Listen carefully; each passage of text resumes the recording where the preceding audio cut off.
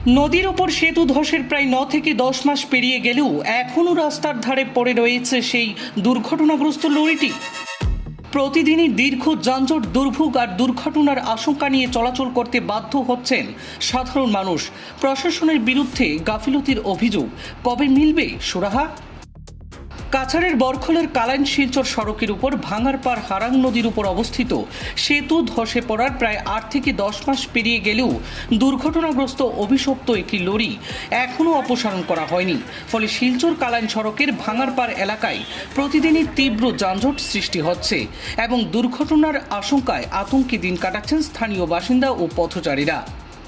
উল্লেখ্য, গত বছরের 18 জুন মধ্যরাতে একটি ওভারলোড পাথর বোঝাই লরি নিয়ে সেতুটি ধসে পড়েছিল। এর মধ্যে একটি লরি নদীতে পড়ে যায়।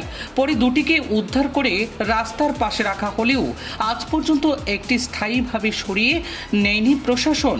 এর ফলে আগে থেকেই সংকীর্ণ এই রাস্তাটি আরও সংকুচিত হয়ে পড়েছে। দিনের বেশিরভাগ সময়ই এই এলাকায় যানবাহনের দীর্ঘ লাইন দেখা যায়। বিশেষ করে সকাল ও সন্ধ্যায় ব্যস্ত সময়েই যানজট ভয়াবহ আকার ধারণ করে।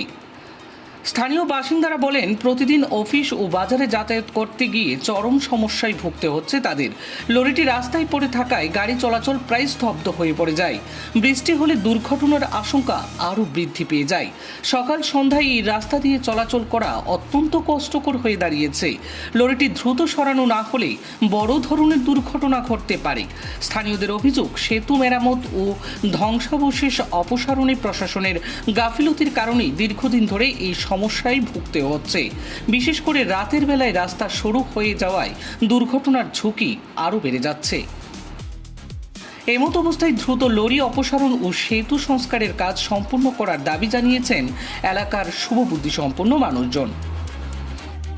আপনারা জানেন, বিগত লগভগ এক বছর হয়ে গেছে আমরা যে এখানে ব্রিজ ভাঙ্গিছিল। অনেক প্রচেষ্টায়, বিশেষ করে সাংবাদিক মাধ্যমে আপনার প্রচেষ্টা এই ব্রিজখান হয়েছিল। ধন্যবাদ জানাই আমি আসাম গভর্নমেন্টে।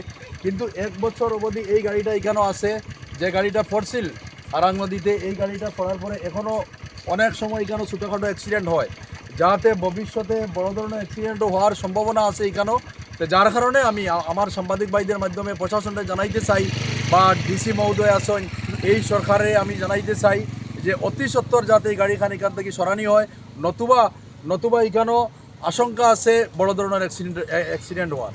এরিয়ার পক্ষ থেকে এতদিন চলে শিলচর কালাইন রোড যেটা আছে, প্রত্যেক জনসাধারণের একটা আবদার যে অতি সত্বর এই গাড়িটা এখান থেকে যাতে সরানি হয়। আমরা খাড়া হয়েছি এখন বাঙ্গারপাড় পুলিশ বাড়ির একদম সন্নিকটে।